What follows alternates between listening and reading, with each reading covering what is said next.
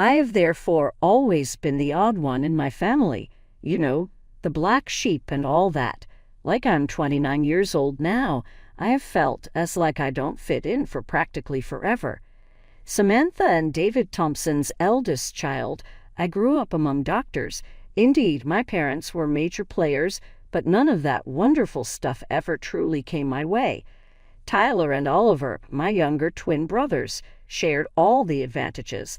From the second those two sprang out, as though I vanished from view to my parents. It began really modest. They might have a larger slice of cake or a new toy, but as we grew older it got considerably worse and quite clear-cut. When I reached 10, I recall having been hinting for years about this painting set I noticed on a shop window. Nothing wild, just a basic kit with some excellent colors and brushes. I got quite excited to open my one present when my birthday arrived, and what then do I find? A frightening arithmetic book. The favoritism started to show even more when I entered my teenage years. Family vacations were driven by the lad's preferences. Should Tyler feel like skiing? Boom. We are going to the slopes. Hello, beach trip if Lucas was into surfing that year. My suggestions were always dismissed or shot down. Applications at colleges. Man, that is a delicate matter. I developed an interest in art restoration at 17. For hours, I would visit the nearby museum bothering the personnel with inquiries about how they restored historic paintings. You would have assumed I wanted to join the circus or something when I mentioned studying art restoration in college. Art rehabilitation? Mom cracked a laugh. Leela, get real here. That is not a suitable job. Yeah, Leela, Tyler said, flashing a haughty glance. Why don't you do something practical like become a doctor? I will never forget how pleased my parents seemed when Tyler mentioned that. That was the look I had never seen them produce. I was resolved to make it happen even though they lacked my back. I was ecstatic to learn I had a scholarship to study art restoration when acceptance letters for colleges started coming up. I recall racing into the kitchen waving the letter like a crazy person. Mom, Dad, I have a scholarship. Mom hardly looked from her medical journal. That's good, sweetheart. Did you find out the guys received perfect SAT scores? The day I left for college was quite different from 2 years later when the twins would go. Getting ready to ride the bus to my not-so-fancy public school, I packed second-hand laptop and thrift store clothing. Too preoccupied with their work, my parents could not even offer me a bus station ride. But one person, my grandma Samantha, saw me for who I was, just exactly. She showed up that day and drew me aside just before I was ready to go. She continued, Leela, sweetie, slipping a tiny packet into my hand, you really make me very proud.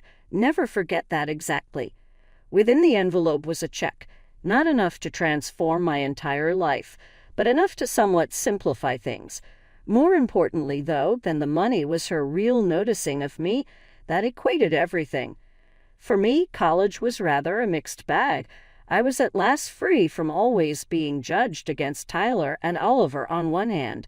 I could truly get right into my studies without feeling as though I were in some strange race for attention. Conversely, though, money was somewhat limited. That is, rather tight. Through family calls and social media, I would learn about all the luxury stuff my brothers were up to while I was barely surviving on my scholarship and part-time work. Of course, our parents paid for everything, including fancy frat parties, spring break visits to wild locations, internships at prestigious hospitals. Time passed and I pushed myself crazily into my studies. Restoring artwork evolved from what I wanted to do for a career into something greater. That was my happy place, my retreat, bringing beauty back to ancient, neglected objects and revealing the latent promise under layers of neglect and ruin has something rather fulfilling. Interned in this little yet esteemed museum in my last year. Though largely cleaning and organizing, it was not an elegant job. When I called home to let them know, I was over the moon. The answer from my mother was exactly what I had anticipated, lukewarm at most. She seemed unfocused as she said, "Oh, that's nice, dear. Did you find out about Jack's study paper? It is appearing in a reputable medical publication." I let out a sigh of restraint. "That's fantastic, Mom. Listen, I was considering spending a weekend home. Maybe we could—" She cut me off sharply, saying, "Oh, I'm not sure that's a good idea. Your father and I will be really busy. You know, we are aiding the lads with their study papers." I sensed the familiar mix of hurt and rage developing in my chest as I hung up the phone, but this time there was also a tiny spark of resistance, of will. I looked around my small apartment at the art books stacked on my desk and at the half-finished restoration job occupying much of my floor. Now this was my world, one I had created for myself in spite of everything. I said, "Screw them," to the vacant room. I'm not depending on their permission. Still, a part of me knew it was untrue even as I spoke. Though I tried so hard to ignore it, a tiny bit of me still hoped one day my parents would see me for who I truly was. Graduation day arrived and passed without any agitation in my household. My great moment came from a fast dinner at some chain restaurant. "What then, Leela, is next?" Just glancing up from his menu, Dad questioned. Sitting upright, I tried to exude confidence.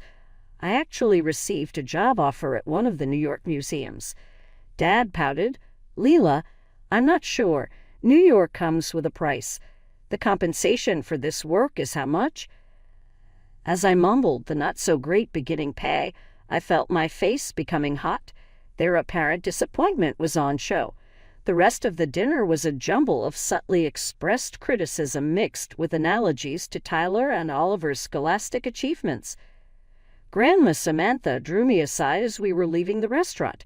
She said, "Don't let them dim your light, my dear," pushing a little packet into my hand. "Travel to New York. Pursue your dreams." Inside the mail was a check good for my first month's city rent. Trying not to cry, I tightly embraced her. The years following were wild. I poured myself into my profession, gradually but certainly building a name for myself in the field of art restoration. I met Noah around this period. Struggling graphic artist Ethan Reed exuded a good smile and a contagious love of his profession. Over our common passion of art and our experiences as underdogs in our areas, we linked right away after some time of dating. I felt it was time for Ethan Reed to see my family. From the second we sat down, it was obvious my folks had different plans. Ethan Reed was inundated with inquiries, each one more targeted than the previous. "So, Noah," Dad said, failing to seem laid back, "what precisely do you have long-term professional prospects for?" Ethan Reed moved in his seat, clearly uncomfortable. "Well, I am developing my clientele. Though it takes time, I am getting better." Mom jumped right in. "And from what you now make, is sufficient assistance for a family." My cheeks started to grow heated. "Mom, that's not—" Ethan Reed squeezed my hand beneath the table and said, "It's okay, Leela. I'm working hard to get where I want to be financially yet, Dr. Thompson. Right now, I'm not there." The questioning went all through dinner. Every query made me watch Noah's confidence wane and my own wrath mounting. Mom drew me aside as we were headed out. "Leela, honey, you have to be reasonable even though you believe you love this boy. You have already decided on a demanding job route. Avoid aggravating it by hanging around with someone without any actual future." "Mama," startled at her direct approach, I hissed. Dad pitched in as well. "Leela, your mother's correct as indeed. One has to consider their future. Though this Ethan Reed appears decent enough, is he really good enough for you? You could do so much more." Years of pent-up annoyance threatened to explode, and I stood there mute. How could Noah be judged by them? How dare they once more discount my decisions? Reality came hard when Ethan Reed and I were organizing our wedding. Our combined savings were really meager, just sufficient for a basic ceremony. After hours of staring at budget spreadsheets, one night I decided to show it to my parents. Perhaps they might like to participate. "Mom, Dad, I said gingerly on our weekly call. "Lucas, James, and I have scheduled the wedding date. Although we are attempting to keep expenses under control, I was wondering whether you might perhaps assist a bit, even solely with the planning." On the other side of the telephone, the quiet was protracted and embarrassing. Mom spoke at last, her voice as frigid ice. "Leela, today you are an adult. If you have decided to wed this individual, you must personally deal with the fallout." Not really surprised, I hung up feeling like garbage. Grandma Samantha once more swooped in to save the day. She didn't hesitate when I explained the circumstances. Her voice soft over the phone. "My dear," she said, "I may not be able to give you the wedding of your dreams, but I want to help make your day special." She provided some money that, albeit not much, greatly changed our plans. When the wedding day finally arrived, I felt both exhilaration and anxiety churning in my gut. Simple but elegant, the community facility we hired had twinkly lights and wildflower decorations. Our little gathering of friends had contributed to everything from the decor to the baked dessert. Noah's face brightened with a smile that made all the effort worthwhile as I moved down the improvised aisle. I momentarily forgot about everything else, the financial hardship, my relatives being jerks, and simply felt the love shining from his eyes. The bubble exploded the moment I saw my family. Sitting rigid in the front row, Mom and Dad looked bored and dissatisfied. Mom murmuring to Dad about the tacky decorations and cheap food caught me. Tyler and Lucas were even worse, snickering in the corner and continuously on their phones. Focusing on our vows and the encouraging faces of our friends, I attempted to overlook them, but I didn't really understand exactly how nasty they could be until the next day. My phone was flashing a ton of alerts when I woke up. Tyler and Lucas had gone on social media sharing a lot of ugly wedding pictures. "Congrats to our big sis on her special day," said one caption under a hazy picture of Ethan Reed and myself slicing our homemade cake. "Nothing suggests true love like a dollar store wedding." Another post featured a photograph of the buffet table next to a picture of a lavish lunch taken from an upscale restaurant. "Leela's wedding's our Tuesday lunch average. Which one is which? Guess now." The section on comments was a conflict zone. The brothers' actions stunned some relatives. "This is just unacceptable. You ought to be embarrassed of yourselves," Aunt Rachel said. Others, though, seemed to find it amusing. Savage yet true. That wedding seemed to our cousin Tim like a homeless convention. Reading over the comments made me ill.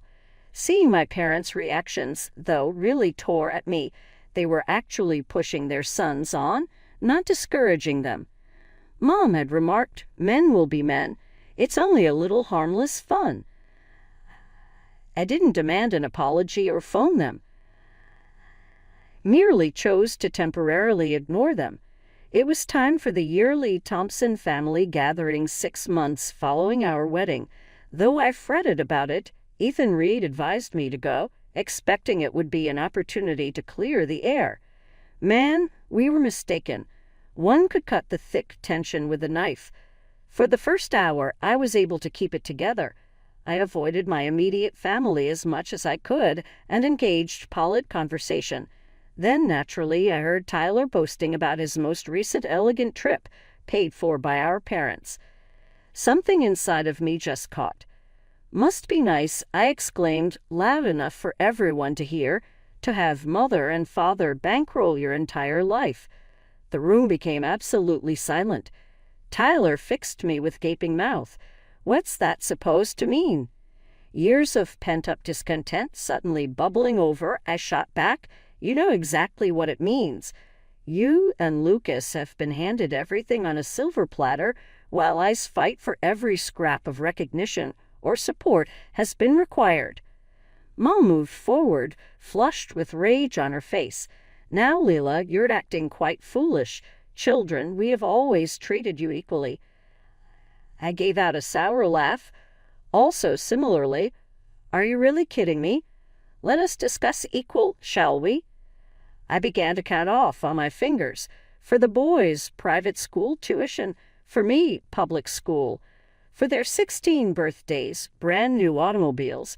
Nothing for me, not to mention their crowning accomplishment, $300,000 for their Ivy League medical degrees, while I had to make do with loans and scholarships. The room was so quiet you could hear a pin drop. All eyes were on our family's soiled linen being aired so publicly. Mom spoke with icy, chilly voice. If you're so fixated on money, Leela, maybe you should have wed someone wealthy instead of your underprivileged husband. Her comments felt to me like a stomach punch. Noah stiffened next to me. He had been silently encouraging me. How dare you? I hissed, tears in my eyes.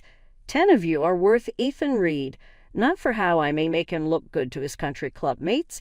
He really loves me for who I am. The reunion descended onto complete anarchy. Everyone was accusing others, bringing up long-standing animosity and past grievances. Amid all the yelling, a loud voice sliced through the commotion. Sufficient. Everyone turned to see Grandma Samantha rising up, her typically kind face looking austere and angry. I have watched this family split itself for years, and I won't stand for it anymore, she said.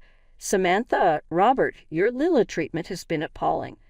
And you boys, she said, turning to Tyler and Oliver, your cruelty toward your sister is terrible. The room was still for a time. Mom, never one to back down, spouted, Mother, you don't understand. Leela has always been challenging and prone to trouble. Grandma cut off. No, Samantha. The only problem here is your obvious favoritism and incapacity to see the damage you have done. I gazed about the room at the startled features of my relatives, at my grandmother's firm posture, at my parents' ire, and at my brother's haughtiness. Something inside of me cracked at that instant and then returned together differently. I'm done, I stated in a low but forceful voice. I'm done trying to be part of this poisonous family and to seek your approval. Don't bother attempting to get in touch. Ethan Reed and I are leaving. The next few months were hard. My rock throughout all was Ethan Reed, celebrated the little successes, hugged me when the grief struck, and never once made me feel terrible about the familial dysfunction I had brought into our life. Unbelievably, life throws you for a loop when you least expect it. It began with a phone call. For weeks, Ethan Reed had been working his butt, giving everything he had to a big-time customer.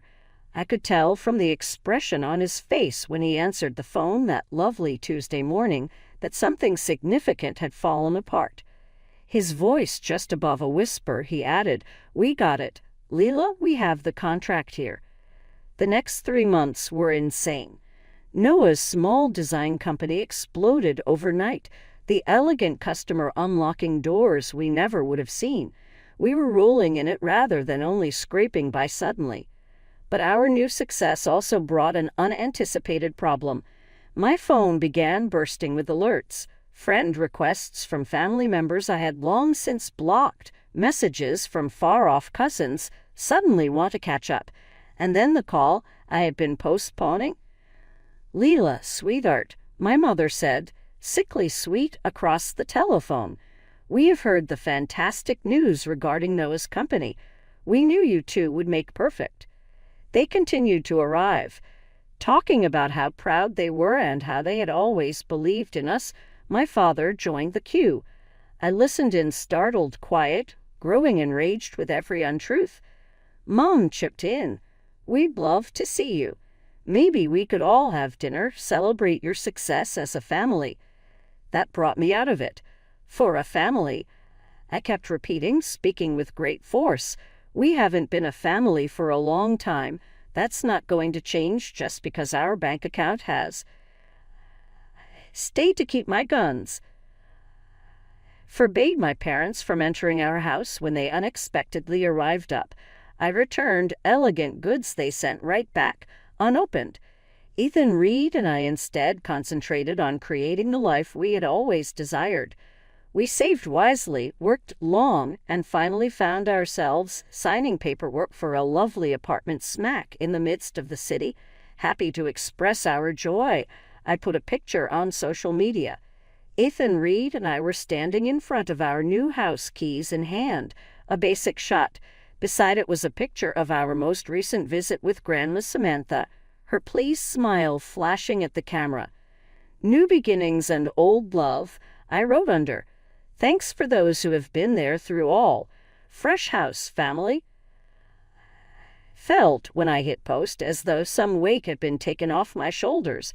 Now, Noah, Grandma Samantha, and the friends who had supported us through good times and bad represented my family. Notwithstanding all the people who claimed we couldn't do it, we had created this life for ourselves. As I was busy in the kitchen preparing dinner for Grandma Samantha and Ethan Reed, the warm evening light was streaming through our new apartment windows. Our first true family supper at our new location, and I wanted everything to be perfect. That serenity was instantly broken by the forceful, rapid beating on the front door. "Leela, speak. We certainly know you are in there." My blood went cold. Anywhere, Tyler and Oliver, I would know their voices. The door exploded open before I could even respond. With angry looks, my brothers rushed in. Before Tyler was in my face, jabbing an accusing finger at my chest, I'd hardly had time to observe Ethan Reed rising to his feet. "You manipulative small," he snarled. "Although we knew you were playing the long game, this is low even for you." Startled by the degree of anger in his speech, I staggered back. "What are you talking about?" Lucas laughed, and that sounded harsh and unpleasant. "Don't pretend to be dumb, Leela. We spotted your tiny social media post with Grandma posing in your new place. You believe we cannot put two and two together. It struck me what they were thinking. You suppose Grandma bought us this apartment? We are aware she did." Tyler spit. "You've been playing the poor, neglected child for years, wringing your way into her good graces, and now you've manipulated her into making you the sole heir." I straightened my spine in a flash of wrath. "You speak of nothing at all. Ethan Reed and I paid for this flat using our own earnings." Lucas snarled, his gaze darting about the space. "Right, sure you did. Where in particular is the old bat? Hiding her away will help us not to speak sense into her. By now, that insane elderly woman ought to be in a graveyard. I am looking forward her kicking the bucket so I may sell her house and live it up." The room went very quiet. I momentarily wondered whether I might have dreamed those terrible words. Then a low voice emerged from the guest room door. "This is thus essentially how you feel about me." Grandma Samantha was standing there, her face a mask of shock and despair. All heads turned to watch. Tyler and Oliver's faces lost color when they knew their grandmother had heard every word. "Grandma," Tyler began, we didn't mean." Elizabeth turned him off with a hand. "I've heard enough," she responded with a gentle but forceful voice. "I at last know who really values me and who regards me as nothing more than a meal ticket. Thanks to my grandmother's presence, I found my voice. I think you both ought to leave right now."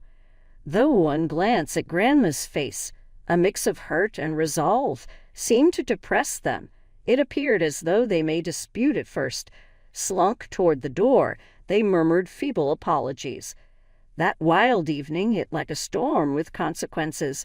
My phone would not stop vibrating, reminding me of the chaos that had exploded nonstop. Mom's name sprang on the screen for what felt like the millionth time. Against my better sense, I grabbed. "Leela," her voice was cutting, not at all like a mother's. "You have to correct this. The lads have your grandmother rather angry. You have to straighten things out and tell her it was only a misinterpretation." I gave out a sour laugh. "A misinterpretation?" Declaring they couldn't wait for her to die so they could sell her house, they broke into my residence. Exactly how is that a misinterpretation? "They didn't mean it," Dad said, apparently on speakerphone. "You know the lads can be. They were only unhappy. Upper about what? I protested. That Ethan Reed and I paid our own money for an apartment. That Grandma loves me. Mom spoke in sickly sweet tones. Sweetheart, although you have always felt excluded, you have to consider what would be best for the family. Your brothers are due that legacy. Avoid being self-serving. I snapped something inside of me. Years of pent-up resentment and damage were flooding forth. Selfish. You find me to be selfish. After years of favoritism, of discounting my successes, of treating Ethan Reed and me like second-class citizens. And now you have the arrogance to demand I give up an inheritance I never even requested. Dad started, "Now, Lila," but I interrupted him. "No, I am finished. I am done with the guilt trips, the manipulation, all of it. Please not call me once more. Refrain from texting. Fail to show up at my door. We are past." I banned their numbers as well as Tyler and Oliver over the next few days. Though it was terrible, like amputating a sick limb, mending could start only from this point. The dust dispersed and I discovered another sort of warmth all around. Now completely aware of the familial dynamics she had long suspected, Grandma Samantha became even more regular in our life.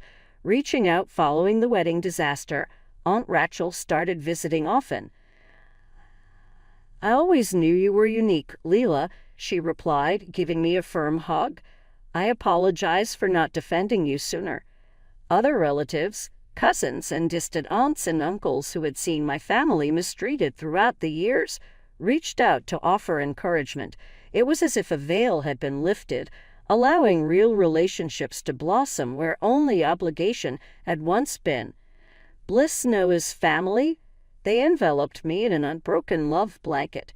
His parents went out of their way to make me loved after seeing from the sidelines as my own family broke me down.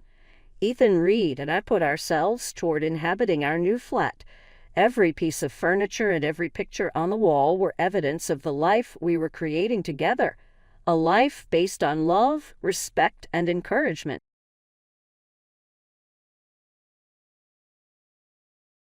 Hi, I'm Lisa, a 19-year-old college student who's had to face some tough lessons early in life. Growing up, I always felt like the odd one out in my family. Ever since my dad lost his job shortly after my older sister, Stella, was born, my parents have struggled financially. They never hid their favoritism toward her. Stella was the golden child, and me, I was just there. My mom never worked, and our house always felt empty, not just of money, but of love and warmth too. From a young age, I understood that I wasn't really wanted. Every dinner was centered on Stella, her needs, her future, while I sat quietly, unnoticed. My accomplishments, no matter how small, never seemed to matter. The only person who truly got it was my cousin, Sam, who lived nearby. Like me, he was the black sheep in his family, always left on the sidelines. "When are you going to realize you deserve better, Lisa?" Sam would say during our secret meetings at the old park between our houses. His words were a balm to my bruised heart. Things only got worse when Stella moved back home, pregnant. The house, which already felt small from the lack of love, now suffocated me with expectations. "Why can't you be more helpful?" "Stella needs us," my mom would scold, as if her situation was my burden to bear. At 16, I had enough. With Sam's encouragement, I made a decision that would change my life. "You can stay with me," Sam offered one night as we sat beneath the stars, my world crumbling around me. "We'll figure this out together." Living with Sam wasn't easy. He had his own financial struggles. But together, we faced the world as allies, not alone. He showed me that family isn't just about blood. It's about who stands by you when everything else falls apart. As Stella's due date approached and the demands at home grew louder, I packed my few belongings and left a note. I didn't want another confrontation, so it was brief, just enough to let them know I was safe but gone. I remember looking back at that small, dimly lit house, feeling a mix of fear and relief. The fear was for the unknown ahead. The relief was from breaking free of the chains that had held me down for so long. That night, as Sam and I sat in our cramped but warm new place, I knew I had taken my first real step toward independence. It was the start of a new chapter, one where I was no longer just a shadow in someone else's spotlight. This was my fight for a life where I was seen, heard, and valued. Living with Sam felt like taking my first breath of fresh air. It wasn't easy. We scraped by, counting every penny and sometimes barely keeping the lights on. But it was ours. This little life we were building was founded on mutual respect and support, not obligation or guilt. Our break came unexpectedly. One chilly evening, Sam got a call. I watched his face shift from confusion to shock and then to relief. His late grandparents, whom he spoke of with such love, had left him a small inheritance and a house in a quiet part of town. "We're moving, Lisa," he said, his voice light with disbelief. "And hey, no more leaky faucets or creepy landlords." He tried to joke, but I could see the tears in his eyes. Sam had always been the strong one, but I knew how much this meant to him. Security, something he'd given me when I had none. With his inheritance, we moved into the house. It was old and needed work, but it was more space than we'd ever dreamed of. While Sam worked on fixing it up, I threw myself into my studies. The scholarship I'd earned felt like my ticket to a future I never thought I could have. A degree, a career, and maybe one day, a way to help others like us. I worked part-time at a local cafe, managing to contribute to our modest budget. During breaks, I'd sit in the back with my textbooks, studying over cups of leftover coffee. Mrs. Johnson, the cafe owner, took a liking to me. "Keep hitting those books, Lisa. You're going places," she'd say, her words fueling my fire. Our life wasn't luxurious, but it was ours. We had movie nights, laughing over spilled popcorn, and deep conversations about our futures. Sam wasn't just my cousin, he was my partner in this journey. One evening, as I looked around at our mismatched furniture and the walls we'd painted ourselves, I realized how far I'd come. From a house where I felt like a stranger, to a home where I was an essential part. I was no longer the unwanted child. I was a woman carving out a life for herself, with a cousin who believed in me when no one else did. This new life wasn't just about survival, it was about thriving. As I closed my books late one night, preparing for another round of exams, I felt a surge of pride. Sam and I had defied the odds, carving out a small piece of happiness. No matter what challenges lay ahead, I knew we were ready to face them together. The day Stella reached out came as a surprise. We hadn't spoken in a while, and her message had a warmth and nostalgia that was a stark contrast to the coldness of our last interactions. "Hey Lisa, I've missed you. Can we meet?" "I'd love to catch up," her message read. Perhaps naively, I felt a flicker of hope. Maybe, just maybe, things could be different now. Motivated by a mix of curiosity and a longing for some semblance of familial connection, I agreed. As I approached the house, everything looked the same, but the emotions it stirred were different. Apprehension mixed with familiarity. Stepping inside, the familiar smells and sights brought a strange sense of comfort. Stella greeted me with a hug more affectionate than I was used to. "It's so good to see you, Lisa. Thanks for coming," she said, her voice seemingly sincere. The evening began pleasantly enough, small talk and shared memories. It almost felt like old times, and for a brief moment I let my guard down. But as we sat down for dinner, the atmosphere shifted. I could sense there was an agenda lurking beneath the surface. "You know, Lisa, we've been struggling a lot lately," Stella started, her tone taking on a calculated edge. "Mom and Dad are really behind on rent, and we thought, maybe you could help." Their eyes were all on me, expectant, as if I somehow owed them this. The request hit me hard. After all the years of neglect and favoritism, they now wanted my help because they assumed I could afford it. "I'm sorry, but I can't do that," I replied, my voice steady despite the storm of emotions inside. Mom's face hardened, her tone turning sharp. "After everything we've done for you, this is how you repay us? By abandoning your family?" Her accusation felt like a slap in the face. "Everything you've done," I retorted, barely holding back the frustration. "I was never part of this family the way Stella was. How can you ask this of me?" The dinner ended abruptly. I stood up, my chair scraping loudly against the floor. "I think I should go," I said, the finality in my voice mirroring the finality of my decision. As I walked out and closed the door behind me, it felt like more than just leaving the house. I was walking away from the manipulative ties they had tried to wrap around me once again. On the drive back, my emotions were a tangled mess. There was clarity in what had happened, but it was bittersweet. I was free from their expectations, but painfully aware of the deep rift that now lay between us. When I got home, Sam was waiting, ready to listen. I told him no, Sam. I began, the words tumbling out. He nodded, his expression understanding, offering the comfort I needed. We sat on our old couch, one of the few relics from his grandparents, and I poured out everything. It's like every time I think we might be able to be a family, they show their true colors, I said, feeling the familiar sting of tears.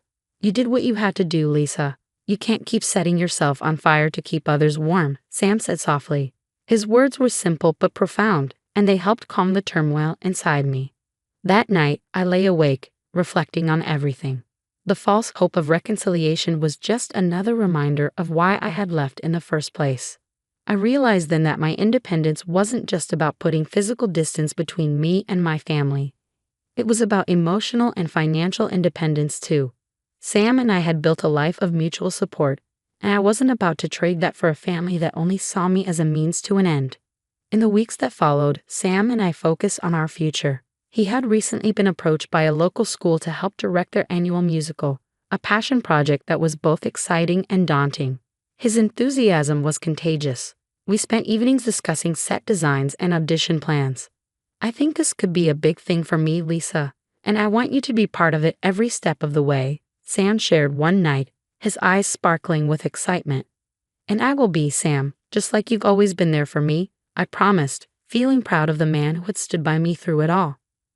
That painful encounter with my family had become a catalyst for deeper reflections on my own life and aspirations. I was more than just the unwanted daughter. I was more than just a survivor. I was a scholar, a partner, and a friend. College was challenging, but fulfilling. I discovered a passion for social work, a field that resonated deeply with my own experiences. Each day was another step away from my past and toward the future Sam and I were building. We weren't just surviving. We were thriving, shaping our own lives. My resolve only grew stronger. Breaking free from my family's expectations wasn't heartless. It was brave. As time passed, the guilt that had once gnawed at me began to fade. I realized self-preservation wasn't selfish, but necessary. My journey wasn't just about creating distance from the toxicity. It was about embracing a life built on mutual respect and love, given freely and not used as currency. Reflecting on everything, I knew the decisions I'd made, however tough, were the right ones for me. And with Sam by my side, I felt hopeful and ready for whatever lay ahead. Together, we weren't just breaking free from our pasts. We were moving toward a future full of possibility. Months had passed since the dinner that severed the fragile ties with my family. The silence that followed was both a relief and a source of reflection. One quiet afternoon at the cafe where I worked part-time, I heard unexpected news about Stella. A mutual acquaintance, seeing the concern on my face, reluctantly shared that Stella had been evicted and had to place her daughter with a friend. The news hit me harder than I expected. Despite everything, knowing that my niece was indirectly suffering pained me deeply. That evening, I sat on the back porch of the house Sam and I shared, lost in thought under the same stars that had witnessed so many of our late-night conversations and dreams. The cool night air brushed against my skin as I pondered my potential role in my niece's life. It wouldn't be immediate. The wounds with my family were still fresh, and I was only beginning to build a life I could be proud of.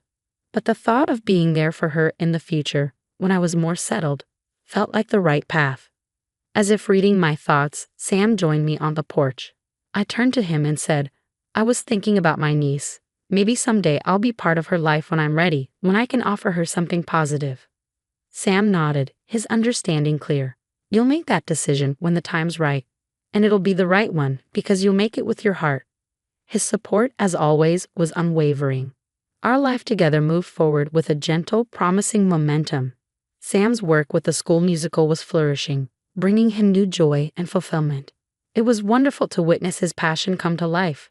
My own studies in social work were equally rewarding, and I found myself increasingly drawn to working with children and families who had faced challenges similar to my own. As I looked ahead, the future seemed bright with possibilities. I was building a meaningful career surrounded by a community that valued and supported me, and I was in a relationship that taught me what it truly meant to love and be loved unconditionally. Reflecting on the journey that had brought me here, from the shadows of a painful past to the light of self-discovery and independence, I felt a deep sense of gratitude and determination. The road hadn't been easy. but it had led me to a place of strength and self-assurance. With a heart full of hope and eyes wide open to the future, I was ready to embrace whatever came next. No matter the challenges or opportunities ahead, I knew I would face them with courage, bolstered by the love and respect Sam and I shared. This wasn't just an end to the hardships, it was the beginning of something new and beautiful. A life truly my own, shaped by my choices, my values, and my dreams. As this chapter concludes, it raises an important question. Is it possible to forge a meaningful relationship with family members who have previously caused harm if circumstances have changed? I invite you to share your thoughts and experiences in the comments below.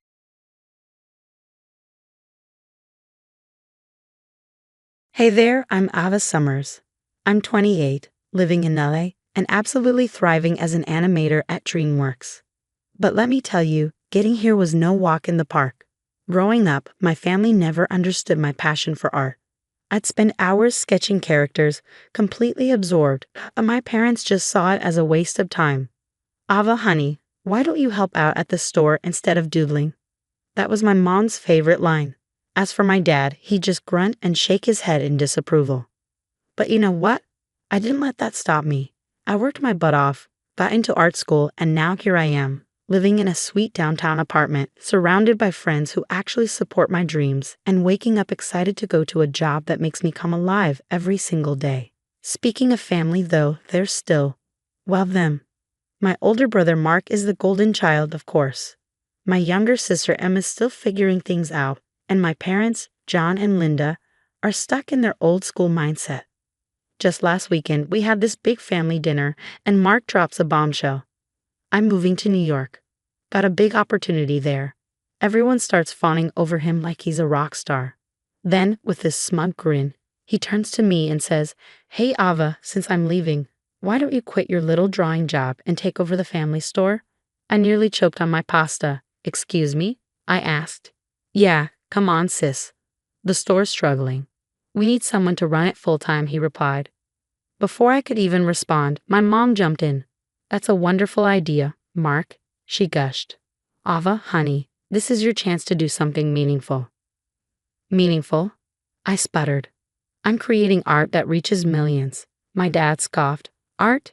You mean those cartoon things? This is real work, Ava." I couldn't believe it. I'm not quitting my job to run a failing convenience store. Mark shot me a look. "Don't be selfish, Ava. Think about the family for once." That was the breaking point. Selfish. I've worked my ass off to get where I am. None of you supported me, and now you want me to throw it all away. "Language, young lady," my mom gasped, and Emma rolled her eyes. "Stop being so dramatic." I stood up, my chair screeching against the floor. "You know what? I'm done. Call me when you actually care about my life." As I stormed out, I heard my dad mutter, "Always been a difficult child." I slammed the door behind me, tears stinging my eyes. How could they still not see me? Still not understand me? As I drove home, I realized something. Maybe it was time to stop seeking their approval altogether. The next day at work, I couldn't focus. My mind kept replaying last night's disaster. Zoe, my best friend and desk neighbor, noticed right away. "Spill it, Ava. What's with the zombie look?" I sighed. My family's at it again. They want me to quit and run the family store. "What? That's insane," Zoe said, her eyes wide. "Tell me you said no." "Of course I did, but I don't know. Maybe I should help out a little." Zoe grabbed my shoulders. "Ava, no. Stand your ground. This job is your dream. Don't let them guilt you into giving it up." But guilt? It's a powerful thing. Before I knew it, I was spending my weekends at the store, and let me tell you, it was a disaster. "Mom, these numbers don't add up," I said, frowning at the ledger. She waved me off. "Oh, don't worry about that. Your father handles the finances." But Dad was just as clueless. "It's probably just a mistake in the system," he mumbled. I dug deeper and found a stack of overdue bills. "Guys, we're in serious debt here." They exchanged worried looks. "We'll figure it out," Dad said under his breath. One day, while restocking shelves, I overheard Mark on the phone. "Yeah, it's all set up. Once I'm in New York, we'll make it happen. Don't worry about my family. They won't suspect a thing." What the hell was he up to? Between the store and my actual job, I was burning out fast. My latest project at work was suffering, and my boss wasn't happy. Ava, this isn't up to your usual standard. Is everything okay? I forced a smile. Yeah, just a bit tired. I'll fix it, I promise. Even Ryan, my boyfriend, was getting frustrated. Babe, we barely see each other anymore, he complained one night. I know I'm sorry, it's just family stuff, I said. He rolled his eyes. It's always family stuff with you. I felt like I was drowning, trying to please everyone and failing miserably. Then came the night that changed everything. I'd been trying to reach Ryan all day, but he wasn't answering. Worry gnawed at me. I decided to surprise Ryan at his place. Using the spare key, I let myself in, calling out, Ryan, you home? That's when I heard it, giggling, coming from the bedroom. My heart pounded as I pushed the door open. There they were, Ryan and Emma, my sister, tangled up in bed together. They scrambled to cover themselves, but the damage was done. Ava, it's not. Ryan stuttered, while Emma just looked away, unable to meet my eyes. It felt like a punch to the gut. My boyfriend, my sister, the two people I thought I could trust. How long? I managed to choke out, my voice barely above a whisper. Ava, please, Emma started, her voice shaky. How long? I screamed, my voice breaking. Ryan hung his head. A few months. I stumbled backward, my world spinning. Without another word, I turned and ran. Ran from the betrayal, the lies, everything I thought I knew. Tears blurred my vision as I drove home, one thought echoing in my mind. Who can I trust now? After that night, I threw myself into work at the store. If I stayed busy, I wouldn't have to think about Ryan or Emma. But the more I dug into the store's finances, the more things didn't add up. Something was seriously wrong. Zoe, I need your help, I said one day at lunch. Something's off with my family's store, and I think it's connected to Mark's big opportunity in New York. Bless her heart, Zoe didn't hesitate. I'm in. What do you need? We spent weeks digging, using every spare moment, late nights, weekends, you name it. And what we found made me sick to my stomach. Mark's been embezzling money for years, I told Zoe, staring at the evidence on my laptop. He's been siphoning off profits, faking inventory losses. No wonder the store's been struggling. I knew I had to confront my parents, but I wasn't prepared for what came next. Mom, Dad, I need to show you something, I said, laying out the documents on the kitchen table. What's all this? Dad frowned, his eyes scanning the papers. I took a deep breath. Mark's been stealing from the store. Look, here are the transfers, the fake inventory records. Mom cut me off, her voice icy. Ava, stop it. How dare you accuse your brother of something like this? I'm not accusing, I have proof, I insisted, but Dad slammed his hand on the table. Enough? You've always been jealous of Mark's success. This is a new low, even for you. Before I could say another word, the front door opened, and in walked Mark, looking smug as ever. Hey family, guess who's back? He said, all charm and arrogance. Mom rushed over to hug him.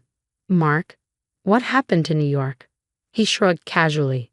Didn't work out, but no worries. I've got new plans for the store. I couldn't believe what I was hearing. New plans? You mean more ways to steal from us? Mark's eyes narrowed as he glanced at the documents I held. What are you talking about? I know what you've been doing, embezzling, faking inventory reports, I said, my voice firm. Mark chuckled, but I saw the panic flicker in his eyes. She's lost it, he laughed, turning to our parents. You don't believe this, right? To my horror, they sided with him. Of course we don't, honey, Mom said, pulling him closer. Ava's always been dramatic. A huge argument erupted, everyone yelling over each other, voices overlapping, accusations flying. I stood there in disbelief, watching my family unravel right before my eyes. And for the first time, I wondered if I even belonged in this family anymore. You ungrateful brat, Dad roared, his face flushed with anger. After everything we've done for you. Mom was crying, and Mark played the victim perfectly, shaking his head in disbelief. I can't believe you make up such lies, Ava. You need help. I stormed out, feeling more alone than ever. The next day, my boss called me into her office. Ava, your work has been slipping. If this continues, we'll have to reconsider your position here. I nodded, numb. I understand. It won't happen again. That night, I went back to the store, hoping to clear my head. That's when I overheard Mark on the phone. Yeah, the sale's almost finalized. Once the store's gone, we'll split the money, and no one will be the wiser. He was planning to sell the store behind everyone's back. I sat in my car for hours, weighing my options. My family wouldn't believe me, my job was on the line, and Mark was about to destroy everything. Finally, I made a decision. I couldn't let Mark win. I couldn't let my parents lose everything. And I couldn't give up the career I had worked so hard for. It was time to stop playing nice. It was time to expose the truth, no matter the cost. The next morning, I called my parents. I'm done helping at the store. I need to focus on my work. Dad scoffed. Typical, always thinking of yourself. I bit my tongue and hung up, then made an anonymous call to the IRS. At work, I threw myself into my animation project. Long nights, endless cups of coffee. But it was worth it. When I finally presented it, the room erupted in applause. My boss pulled me aside, beaming. Ava, this is incredible. We're promoting you to lead animator on our next big project. I was on cloud 9 until my phone buzzed with a news alert. Local business owner arrested for tax evasion and fraud. My stomach dropped. It was happening. I rushed to the store, where I found my parents in shock as IRS agents combed through everything. What's going on? Mom cried. An agent approached us. Ma'am, your store is being seized due to years of financial misconduct. Dad turned to me, his face ashen. Ava, you were right. How could we have been so blind? I felt a mix of vindication and sadness. I tried to tell you. Just then, Emma burst in, her mascara streaked with tears. Ava, I'm so sorry. Ryan, he cheated on me too. With my best friend. I couldn't help but laugh bitterly. Karma's a bitch, isn't it? The next few weeks were chaos. Mark was facing serious jail time. The store was gone, and my parents were drowning in debt. Ava, honey, Mom pleaded over the phone. We need help. Could you lend us some money? I took a deep breath. No, Mom, I can't. But we're family, she said, her voice breaking. Family? I scoffed. You haven't acted like family in years. I'm done. I hung up, hands shaking but feeling lighter than I had in a long time. A month later, I got an offer from a top animation studio in New York. I didn't hesitate. As I packed up my LA apartment, Zoe helped, tears in her eyes. I'm going to miss you, girl, but I'm so proud of you. I hugged her tight. I couldn't have done this without you. 6 months later, I was thriving. My new project was gaining buzz. I had an amazing group of friends, and for the first time in forever, I felt truly happy. One sunny Saturday, as I sketched in Central Park, my phone rang. Mom's name flashed on the screen. I stared at it, memories flooding back, the arguments, the betrayals, the years of feeling like I was never good enough. I looked up at the bustling city around me, at the life I had built for myself. I declined the call. As I went back to my sketch, a sense of peace washed over me. I was finally free. Free from expectations, free from toxic relationships, free to be me. And you know what? It felt good.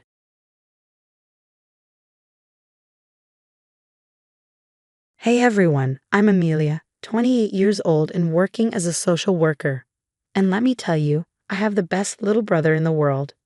Jake. He's 16 now, and even though we're not related by blood, he's been my partner in crime ever since my dad adopted him when he was just a little kid. Life was pretty great, until my dad married Victoria 3 years ago. From day one, that woman had it out for Jake. Nothing he did was ever good enough. He's not really part of this family, she'd say when she thought I couldn't hear. We should focus on having our own children. My dad, Robert, has been no help at all. He always takes her side, saying, Amelia, honey, Victoria's just trying to adjust. Give her time. Yeah, right. 3 years is plenty of time to stop being a jerk to a teenager. Thank God for my best friend Nate. We work together at social services, and he's been my rock through all this. You've got to stand up to her, he told me over coffee one day. Jake needs you in his corner. I sighed, I know Nate, but every time I try, Dad jumps in to defend her. I feel like I'm fighting a losing battle. Things got even more complicated last month when Jake's biological mom, Sarah, showed up out of nowhere, suddenly wanting custody. I thought, where have you been for the past 12 years, lady? But the real kicker came at our last family dinner. Victoria was in rare form that night. With her voice dripping with fake sweetness, she looked straight at Jake and said, "So Jake, I hear your real mother's back in town. Bet you're excited to go live with her, huh?" I saw Jake's face fall. "Victoria? I don't even know her. This is my family." But Victoria just laughed. "Oh, sweetie, let's not kid ourselves. You know you don't really belong here." I saw red. "That's enough, Victoria. Jake is as much a part of this family as anyone else." Dad jumped in, of course. "Amelia, don't raise your voice. Victoria's just stating facts." I couldn't believe what I was hearing. Facts? The fact is Jake is my brother. Period. Victoria smirked. "Blood is thicker than water, dear. You'll understand when you have real children of your own." That was it. I shot up, my chair screeching against the floor. "Come on, Jake. We're leaving." As we drove away, Jake stared out the window, quiet. "Ames," he finally said in a small voice, You don't want me to leave, right?" My heart broke. "Never, kiddo. You're stuck with me, whether Victoria likes it or not." Little did I know, things were about to get so much worse. Victoria wasn't just mean, she was dangerous, and she was about to show her true colors in the worst way possible. The custody hearing was fast approaching, and Jake was a bundle of nerves. We spent the whole week prepping, going over potential questions and scenarios. "What if I mess up?" Jake asked, pacing around my apartment. "What if Sarah wins?" I grabbed his shoulders. "Hey, you've got this. Just be honest, okay? The judge will see how much Dad and I love you." He nodded, but I could still see the doubt in his eyes. That night, we ordered pizza and tried to relax, watching dumb comedies until late. As Jake headed to bed, he gave me a hug. "Thanks, Ames, for everything." I ruffled his hair. "That's what big sisters are for, squirt." The next morning, I woke up to the sound of retching. I rushed to the bathroom to find Jake hunched over the toilet, his face pale and sweaty. "Jake, what's wrong?" He looked up at me, his eyes glassy. "I don't feel so good." Before I could respond, he collapsed. Panic seized me as I dialed 911. The ride to the hospital was a blur. Jake was barely conscious, his body shaking violently. The doctors whisked him away, leaving me pacing the waiting room. After what felt like hours, a doctor approached me. "Miss Carter, your brother is stable, but we're concerned about the nature of his symptoms. We suspect he may have ingested a toxic substance." My blood ran cold. "You mean he was poisoned?" The doctor nodded grimly. "We're running tests to confirm, but yes, that's our current theory." I felt like I was in a nightmare. Who would want to hurt Jake? And then it hit me. The custody hearing. My hands shook as I called Dad to tell him what happened. While I waited for him to arrive, I overheard a familiar voice in the hallway. It was Victoria, talking to someone on the phone. "Yeah, the brat won't make it to the hearing now. Serves him right, trying to weasel his way into our family." I felt sick. She couldn't mean, but deep down, I knew. Victoria had done this. When Dad arrived with Victoria in tow, I couldn't hold back any longer. I confronted her right there in the waiting room. "How could you?" I hissed. "He's just a kid." Victoria's face twisted into an ugly sneer. "I don't know what you're talking about," she spat. "I heard you on the phone. You poisoned Jake to stop him from going to the hearing." I accused. Dad stepped between us, his expression hard. "Amelia, that's a serious accusation. Victoria would never." "Oh, please." Victoria scoffed, cutting him off. "Even if I did, which I'm not saying I did, he's not really family. He's just some stray your ex-wife picked up." I lunged at her, but Dad grabbed me, holding me back. "You're lying." I shouted, my voice shaking with anger. "Jake is more family than you'll ever be." Dad looked bewildered. "Amelia, calm down. I'm sure this is all a misunderstanding." I stared at him in disbelief. "A misunderstanding? Jake is in there fighting for his life, and you're defending her." Victoria, ever the actress, burst into crocodile tears. "Robert, I would never hurt Jake. Amelia's just upset and lashing out." I watched, sickened, as Dad comforted her. In that moment, I realized I was on my own. "I'm going to check on Jake," I said coldly, turning away. "Don't bother coming in. Neither of you." As I walked down the hall, I made a silent vow. I would protect Jake, no matter what. And I would make sure Victoria paid for what she'd done. One way or another, I'd expose her for the monster she truly was. After the hospital incident, I knew I couldn't let Jake go back to that house. Nate didn't even hesitate when I called him. "Bring him to my place," he said. "We'll figure this out together." Jake settled into Nate's spare room, but I felt a mix of relief and dread. What was I going to do next? "We need dirt on Victoria," Nate said over late-night coffee. "Real, solid evidence. That's how we'll expose her." That's how I found myself sitting across from Frank, a private investigator with a no-nonsense attitude. "I'll dig," he said, narrowing his eyes. "But are you prepared for what I might find?" I nodded, jaw set. Whatever it takes to protect Jake. A week later, Frank called me in. "Your stepmother's been married 3 times before your dad," he began. Each marriage ended with accusations of fraud and emotional abuse. I felt sick. How did she get away with it? "Money talks," Frank said. "But there's more. I found her second ex-husband, Tom. He's willing to talk." Meeting Tom felt like staring into a mirror of pain. "Victoria destroyed me," he said, hands trembling. "Emptied our bank accounts, turned my kids against me. By the time I realized what was happening, it was too late." "I'm so sorry, Tom. I had no idea." His eyes hardened. "There's more. She's involved in a real estate scam, selling properties that don't exist and stealing people's life savings." My mind reeled. "Do you have proof?" Tom nodded and slid a USB drive across the table. "Everything's on here. I've been gathering evidence for years, but I was too scared to act." I stared at the tiny drive, knowing it could change everything. But when I tried to tell Dad what I'd found, he shut me down. "I can't believe you're still on this, Amelia," he said coldly. "Victoria would never hurt Jake, and these accusations are insane. You need to let it go and come home." I felt the anger rise in my chest. Let it go. She poisoned Jake, Dad. Now I find out she has a history of fraud and abuse, and you're still defending her. "Because she's my wife," he shouted, his voice cracking. "She loves me. She wouldn't do these things." I shook my head, realizing that I might be losing my dad in this fight. "I'm sorry, Dad," I said softly, "but I can't ignore this. I won't let her hurt Jake again." I knew what I had to do. It was time to expose Victoria for who she really was, no matter the cost. I called Nate, my hands trembling. "I need your help. We're going to take her down at the custody hearing." Nate's voice was fierce. "I'm in. What's the plan?" As I outlined what I had in mind, a mix of fear and determination settled over me. This would tear our family apart, but I had to protect Jake. And maybe, just maybe, I could stop Victoria from hurting anyone else ever again. "We've got one shot at this," I said, my resolve hardening. "Let's make it count." The day of the rescheduled custody hearing arrived, and my stomach was in knots. Weeks of gathering evidence had led to this moment. As Jake and I walked into the courtroom, I squeezed his hand reassuringly.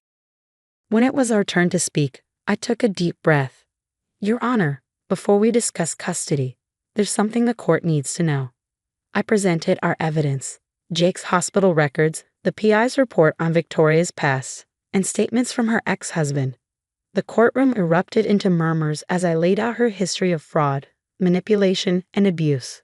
Victoria's face contorted with rage. "This is ridiculous. They're all lies." To my shock, Dad stood up. "No, Victoria, it's time for the truth." His voice trembled.